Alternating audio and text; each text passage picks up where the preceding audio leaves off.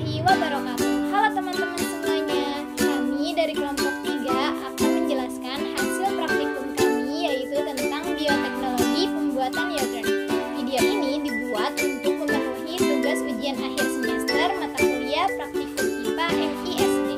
Adapun anggota kelompok 3 yaitu Jatmiko Ananda Kosya, Nashwa Kamila Azani, Laila Hani, Diana Kadita, dan Herna Husaini.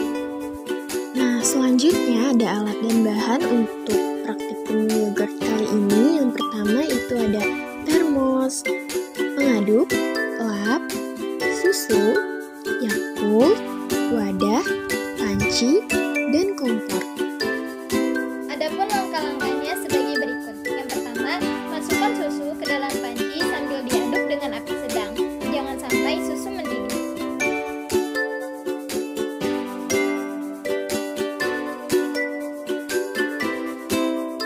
Masaklah hingga panasnya 40 derajat Celcius. Kemudian angkat susu lalu dinginkan hingga seperti suhu ruangan. Lalu masukkan susu ke dalam botol stainless steel.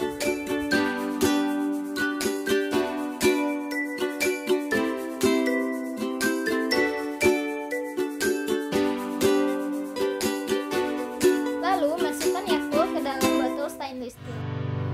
Lalu kocok supaya tercampur rata. Kemudian langkah yang terakhir, bungkus dengan lap. Biarkan selama 20-24 jam untuk proses fermentasi.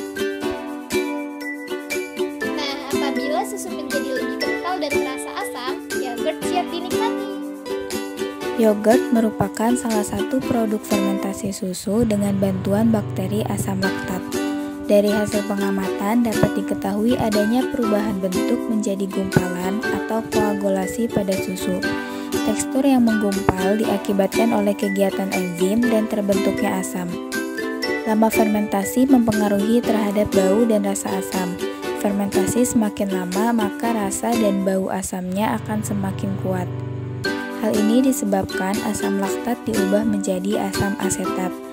Bakteri Lactobacillus bulgarisus dalam fermentasi ini mengubah substrat menjadi asam, sisa-sisa asetaldehid, asam asetat serta bahan-bahan volatil lainnya sehingga menimbulkan flavor yogurt yang khas.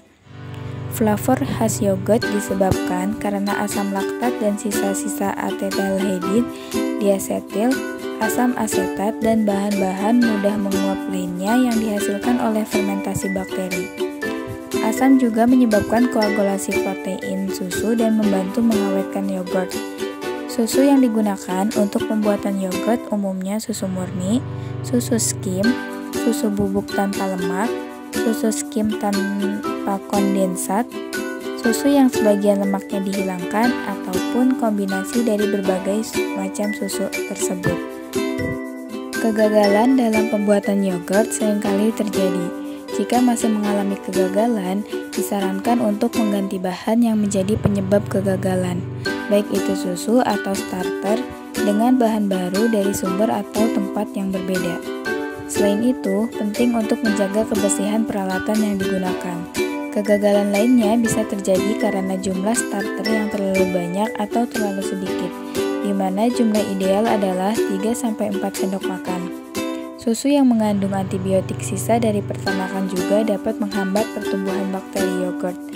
Yogurt bisa terlalu lemah karena sudah terlalu lama disimpan atau terlalu lama difermentasi lebih dari 12 jam. Berdasarkan hasil percobaan yang telah dilakukan, dapat disimpulkan yogurt adalah memang fermentasi yang berasal dari susu, diproses menggunakan bakteri Lactobacillus bulgaricus dan Streptococcus thermophilus. Proses pemanasan susu bertujuan untuk membunuh mikroorganisme yang tidak diinginkan, mengurangi potensial redoks campuran, serta menciptakan kondisi yang mendukung untuk pertumbuhan bakteri inokulum.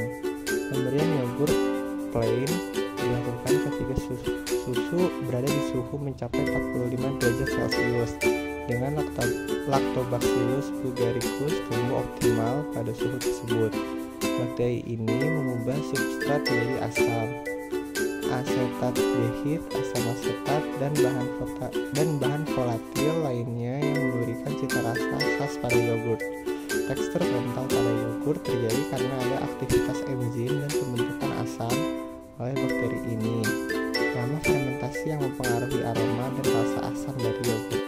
Mungkin cukup sekian hasil praktikum bioteknologi pembuatan yogurt yang dapat kelompok